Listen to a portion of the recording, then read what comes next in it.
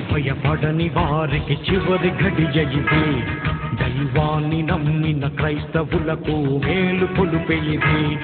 ఈ ప్రకృతే దేవుని ఆయుధం, ఈ ప్రకృతే దేవుని ఆయుధం. మార్పులేని మనిషిని శిక్షించడానికి మనిషిపై వస్తుంది ఈ ప్రళయం. తన లెక్క పూర్తయినంత వరకు ఆగది ప్రళయం.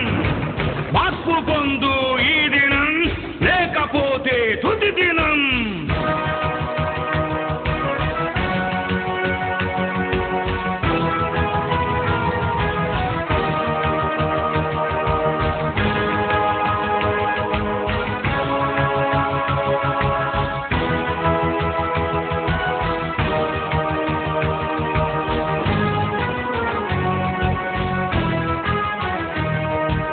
నీతిమంతులు లేకపోతే పాపులందరూ పెరిగిపోతే ఎంతకాలం మనిషిని భూమిపై ఉంచాలిరా.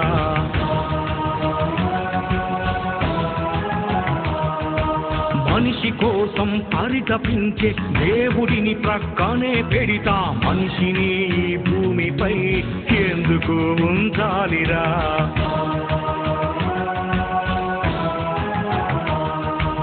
అగ్ని నీరు గాలి నింగి నేల సారం అనుభవిస్తూ సృష్టికర్తను ధిక్కరిస్తే ప్రకృతే గర్జించదా.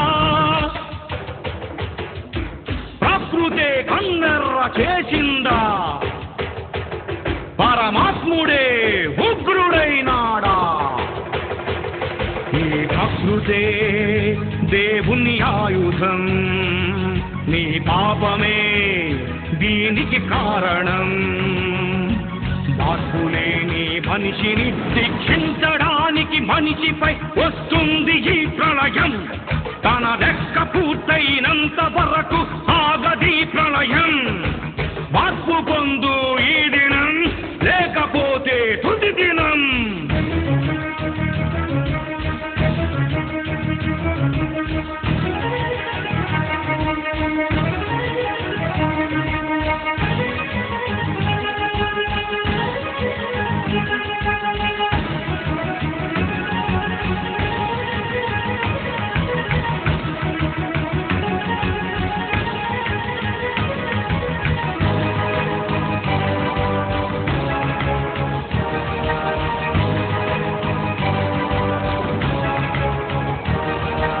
మనిషి మనిషిని చంపుతుంటే, ఉగ్రవాదం పెరుగుతుంటే, నరుడు మృగముగా మారితే ఎందుకు ఉండాలిరా.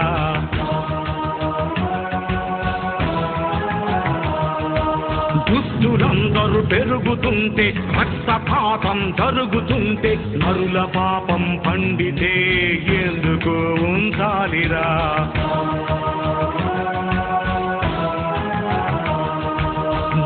నాదని నింగినాదని దేవుడంటే లెక్కలేదని సృష్టికర్తను ధిక్కరిస్తే ప్రకృతే గర్జించదా.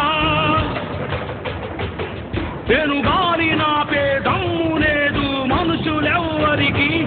జల ప్రళయమాపే దమ్ము లేదధికారులెవ్వరికి. ఈ ప్రకృతే దేవుని ఆయుధం.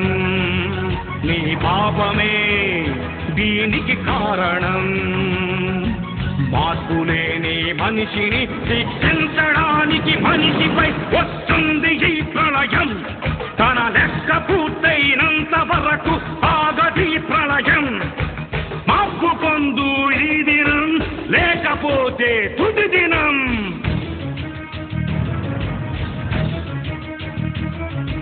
దేవునికి భయపడని వారికి చివరి ఘడియ ఇది. దైవాన్ని నమ్మిన క్రైస్తవులకు మేలు కొలుపే ఇది.